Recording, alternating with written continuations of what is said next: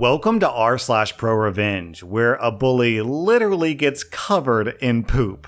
This next post comes from a news article, and according to the poster, this was OP's grade school bully. Edward Humes of Waterbury stole a truck in northwest Connecticut on Thursday night and attempted to break into 2 homes. With a police dog following his trail, Humes plunged into a pit of cow manure on a dairy farm to mask his scent, a ploy that confused the dog, and he escaped. A state trooper later spotted a man covered in cow feces and battling hypothermia walking along Route 44. Humes was arrested, taken to Sharon Hospital to be treated and cleaned up, and was arraigned in Torrington yesterday. Well, they do say revenge is a dish best served cold, in this case freezing and covered in cow manure. Our next Reddit post is from Deleted. About 3 months before I finally quit, I was getting really pissed. Management was never in the office, the owner couldn't make up his mind about anything, and so many people were quitting that I ended up being the only programmer/developer in an office of about 50 people, for a company that receives 95% of its business from online sales. People started taking credit for my work, and I decided to quit. I looked around for jobs, found one pretty quickly, and put in my 2 weeks notice with a nice little note that simply said something to the effect of, "I hereby resign effective immediately." Lo and behold, the man who had in the last few days become my manager, Frank, instead of, maybe promoting the only programmer he had left in order to keep him, begged me to stay, promised me a raise, and told me about their new project and how he wanted me to be involved. Their plan was to open an outsourcing branch in the Philippines, and they needed someone to run the place. Since I was the only person in the company who lived in Asia before, they really felt like I was a necessity to this endeavor, and Frank offered a lot to try to make me stay.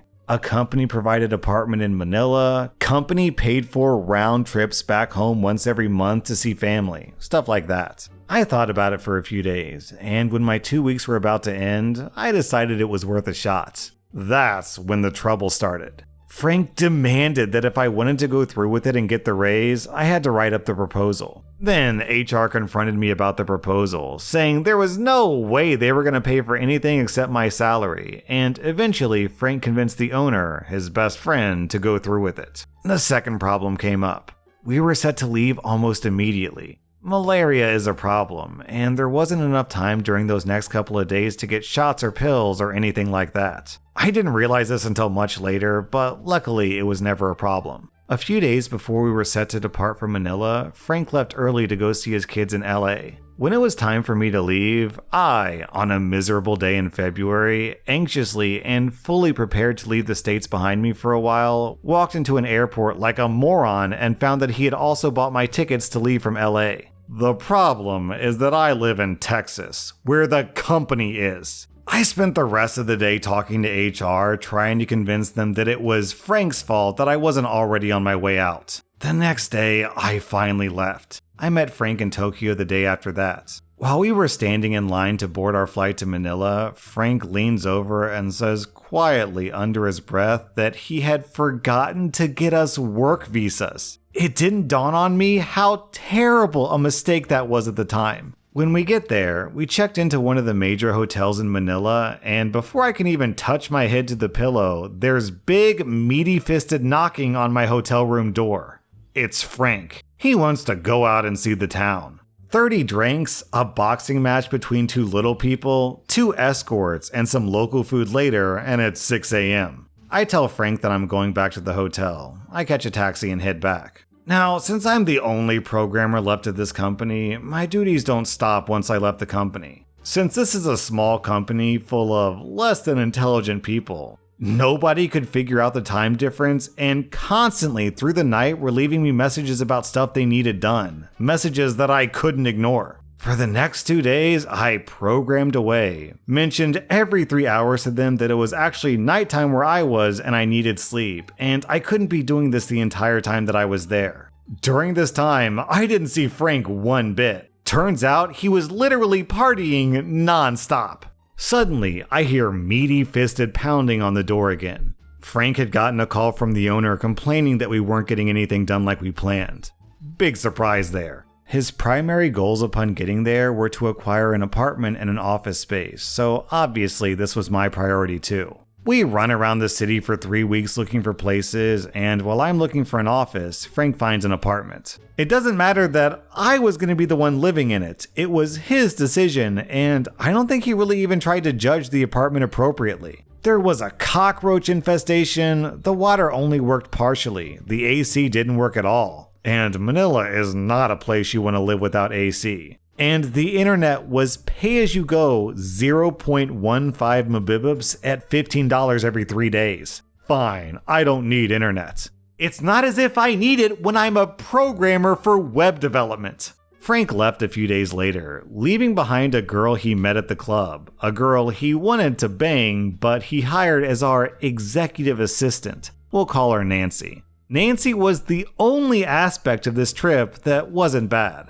After all, it was Nancy who asked me how long my visa lasted and therefore reminded me that my 30 days were almost up to be in the country legally. I tried to get a hold of Frank and got nothing. HR was useless. I had to pay myself for a flight out of the country back to America to renew my visa out of pocket. Of course, while Frank was there, he had been paying Nancy her salary, which was a fantastic salary for anyone in the Philippines. When Frank left, he started getting sloppy. Well, sloppier, and completely forgot to pay Nancy, which, of course, he forgot to tell me about. So, while I was sitting on a beach in Okinawa, rum in hand, sun beating down upon my laptop while I furiously coded away the new system for our company's website, I get a phone call from Frank. He was furious that I hadn't paid Nancy and that the business licensure fees hadn't been paid yet. By the way, those fees were $10,000 and he wanted me to pay for them out of pocket. I was done. I snapped back at him and he and I fought over the phone for a few minutes. Him making excuses, me blaming him for the conditions I was working in. No business license, no work visa, and no office space. He settled down and congratulated me on standing up for myself. What a dick. He had continually pissed me off since he became my manager. Constantly berated me, literally picked me up and hung me over the edge of a railing in one of the highest skyscrapers in Manila as an effing joke. And he called me gay in front of every beautiful woman that we ever met in Manila. And now he's gonna blame me for his mistakes? Sorry, but that still gets me mad. I made 2 more phone calls that afternoon. The first one was to Nancy to ask her what was up. She was crying because she knew that he was going to yell at me for his mistake, but she didn't have a choice because she'd spent her first salary on running water for her family's home. I told her that I wasn't mad at her, but I did explain that I wasn't going to be taking Frank's garbage anymore. The second call I made was to HR to find out if I quit, would they pay for my plane ticket back home. After a few days in Okinawa, I flew back to Manila where Nancy picked me up. She was so apologetic that it was hard to be any kind of angry with her. I told her how much I hated Frank and what my plan was. And even though Nancy made pretty good money throughout this whole ordeal, she hated Frank so much more than the money, so we forged a mini Frank revenge party. She invited me to her friend's birthday the next day, so we went, drank a ton, took a cab, and before we even reached my apartment, she started kissing me. Step 1 completed, steal the girl. After I'd been back in Manila maybe a week, I got another international call from Frank saying that the rest of the company was pissed off that I'd been in Okinawa, and I suppose they thought that I wasn't doing anything. I lied, saying that, in fact, I had been doing nothing, that I spent the entire time drinking at bonfires on the beach. He got mad and told me that he was going to write me up. Go for it, bro. That pissed him off, so he told me he was planning on returning to Manila shortly to get everything in order. Step 2 completed. Get Frank back to Manila. About a week later, Frank flew in, stayed at the fancy hotel again, and scheduled a meeting with me at his favorite restaurant in Manila. To be fair, it was an amazing restaurant. Nancy and I were pretty much living together at this point, though we were good at hiding it. We showed up, and Frank told us that he was very upset with the way that we were conducting business. 3 hours later, and he had successfully insulted every single thing he knew about me. My principles, Nancy's innocence, and my experience. He told me that he understood why I was having so much trouble with this job, that it was because I wasn't used to moving across the planet. I'd like to remind you that the whole reason why Frank picked me for this job in the first place was because I used to live in Asia and then moved to America. So this guy clearly doesn't know what he's talking about. He went back to his apartment and, feeling charitable, offered me the chance to go back to the States to see my family and give myself a chance to relax and get away from all this foreign stuff for a while. Thanks, Frank. Step 3 completed. Get back to the States. I told Nancy goodbye, flew back to Texas, and vegged out at my mom's house for a week and a half before HR called me to say that although Frank had given me 2 weeks vacation, I was only eligible for 1 week. But they could let me stay out of work for no pay for the rest of the week if I wanted to. So I calmly but furiously ended the call, opened my laptop, deleted all my progress that I'd made for the company's website for the last few weeks, and never uploaded it. Then I wrote my notice. Effective immediately, I quit. Wanna know why? Then I went on to explain in vivid and exorbitant detail a 2-page notice with everything that happened with Frank and in Manila. Including, but not limited to, how Frank wasted company funds on plane tickets that were never used. How I was made to pay out of pocket on more than one occasion for flights to renew my visa, business licensure fees, apartment rent, international calls, and internet. How Frank regularly spent company money on hookers, alcohol, club entry fees, expensive food, etc. That he hired our executive assistant in hopes of eventually passionately hugging her. How Frank had missed multiple payments, salaries for Nancy, and had never, the entire time that I was there, actually acquired an office. I implied that, actually, the whole reason why he wanted to do this was so that he could sell the branch and pocket it for profit. Here comes the good part. Shortly after I left, Nancy quit. Last I'd heard about Frank, he was fired and lost his work visa for the States. He was Australian. He managed to convince the owner of the company to let him open the office anyways. But he lost that contract because he hired people who knew nothing about web development. Then he lost the business in the Philippines, married a Philippine hooker, had a heart attack, and has been traveling without a home, relying on Airbnb bookings. So I guess step 4 complete ruined Frank's life? I feel bad about the heart attack, not that I caused it. He had a way of eating that doctors wouldn't dare call unhealthy for the reason that it's too soft a word. I, on the other hand, loved Manila, loved the Philippines, loved getting to go back to Okinawa, and have been in constant contact with Nancy ever since. We're actually planning on getting married soon, so it wasn't a total waste. The only problem is trying to explain this to my future employers. Our next Reddit post is from Quite Thunder. About a year ago, I received a call from an unknown number on my cell phone. It was an automated message to call an 888 number in regards to serving me papers. I knew right away that this may have been a collection agency. I googled the number and confirmed it. Now, I have to disclose that I did have identity theft almost 20 years ago. To this day, I occasionally get calls from collection agencies trying to collect on some debt from 20 years ago that was cleared. Now, most of the time, when I get these calls, I ask for their address so I can send in all the documentation that proves that I suffered from identity theft. Granted, they shouldn't be calling me in the first place, but they typically apologize and I don't get another call. Plus, they usually mail me back and say that they closed the account. Well, I went to call this person, and I've gotta say, this call was interesting. The woman answered and I gave her my information. She started rattling off a debt that was back in 1995. I let her finish, and I told her that this debt wasn't mine because of the identity theft. As soon as I said that, she freaked out. She kept saying that she knew the debt was mine and that I'm going to pay. I kept telling her that I wanted to mail her the documentation proof,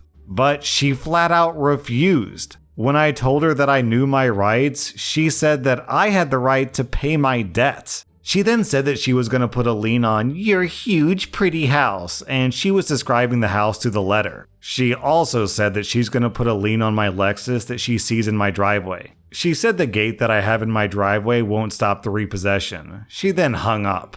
Now, I knew better. All she did was get my info from public records and then saw my house on Google Street View. My guess is that she tried to push this intimidation on other people who knew better. So far, this appeared to be a very disreputable company. I also recorded the conversation when I called in. These recordings were legal because I asked her if phone calls can be recorded for quality control purposes, and she said of course. I was willing to just let this go and chalk it up to the lady being crazy. But I kept getting automated phone calls and I couldn't block them because they were unknown. I googled the company and I thought that they were in Ohio. I saw a couple of indications that the person who owned the company was an attorney and that they were being indicted on charges. So I placed a complaint with the Ohio Attorney General. They couldn't find any information on what I was submitting, but they did call the number that I gave them, and the Attorney General told me that they would stop them from calling me. Well, 3 months later, I called this number back. I had the idea of maybe trying to get more information about the company through the automated message system. Well, that paid off. As soon as I pressed 0, I got a different company name. I googled that company and got tons of complaints. This led me to a company that existed in New York. I complained to the Attorney General of New York and gave them all of my info. I did quite a bit of research over the next couple of weeks, and I found out a whole bunch of information, such as the company's owner. I also found the owner's address and their Facebook account. I then got another phone call from an unknown caller, but this time it was a different company. Basically, the company just keeps changing their name, but the parent company still calls. I'd finally had enough of this. I hired a private investigator, and they were quite happy with all the information I had so far. So I let the private investigator do his thing. Well, he calls me back saying the company isn't even registered, and it's all run by this one lady. I found out that the rude lady I originally talked to was the owner, and she wasn't running a legitimate business. I got a process server to file a claim in New York. Problem was, she wasn't able to be served. The house she owned, she couldn't be served at. Either she wasn't there or she was actually living somewhere else. Well, my private investigator started sending out friend requests to her and other people in her friends list. Well, her friends, and then she accepted the Facebook request. My private investigator found out that she cheated on her boyfriend a month ago since she posted about it. The private investigator gave me an idea of trying to reach out to her boyfriend, and if he can lead us to serve her, I'll give him $500. Well, that plan worked. We were able to serve her at her parents' house just 20 minutes away. I fly up to New York, and since it's small claims, it's just me and this lady. For some reason, her mother is there too. I give the judge all of my information and explain how she broke the law. She broke debt collection laws, and she made threats over the phone. After the judge heard all the trouble I had with these calls and how she purposefully hid her identity, the judge gave me the maximum amount, $3,000. After the case, I heard her mother loudly whispering, but I heard it. "You better hope he doesn't take your house. Your great-grandfather built that with his own bare hands." I was thinking, it would be sweet revenge if I could actually put a lien on that house. Well, lo and behold, I found out the house had a second mortgage attached to it. Between the property value of the house and the sale value, I wouldn't end up getting the lien money since the secondary mortgage was almost as much as the house. I was then contemplating how I was going to get the money from this lady. My private investigator calls me 5 months later and says that this lady's house is going into foreclosure. I got a proxy to bid for me. But as in most foreclosure actions, the bank buys it back as an REO. I decided to send in a lowball offer to buy the house a couple of months later. The bank accepted my offer. My guess is that it's a small town and trying to get the right market was an issue. You may be wondering why I even bought this house. Well, here's why. This B-word threatened to put a lien on my house with no merit. Well, guess what? I effing took her house. It was completely worth it. It didn't cost me too much, and I had the money. The house is actually in decent shape, just a little small. Plus, it'll be a nice summer home when I go to visit my relatives. Oh, and I decided to rub salt in the wound. I sent a letter to the parents' address letting them know that I took this lady's house. I told them that if her daughter wouldn't be in the business of scamming people, they might not have lost the house. I also found out that the Attorney General of New York is now investigating this lady. I hope they throw the book at her. I'm not going to mention the name of the collection agency, but if you suddenly stop getting phone calls from them, you're welcome. Man, OP has true FU money. A nice house with a gate, a Lexus, enough free money to hire a private investigator, and to bribe the boyfriend. And not to mention, he flew to New York just to sue her and then bought her house. OP must be loaded. OP clearly has too much money and too much time on his hands. Not the type of guy you want to piss off. That was r/Prorevenge, and if you like this content, check out my podcast where I publish the exact same episodes. Also, hit that subscribe button because I put out new Reddit videos every single day.